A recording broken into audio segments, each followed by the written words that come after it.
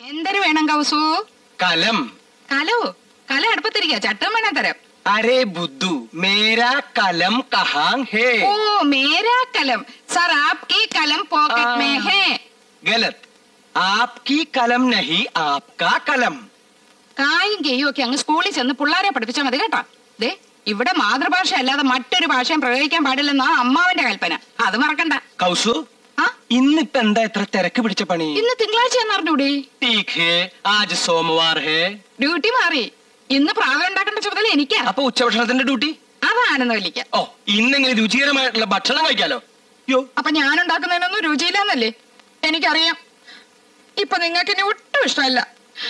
എന്റെ വീട്ടിൽ വന്ന് ഹിന്ദി ട്യൂഷൻ എടുത്തതും പ്രേമിച്ചതും കല്യാണം കഴിച്ചതും അന്നൊരു ഹിന്ദി പാട്ട് പാടുമായിരുന്നല്ലോ, ഒക്കെ മറന്നില്ലേ?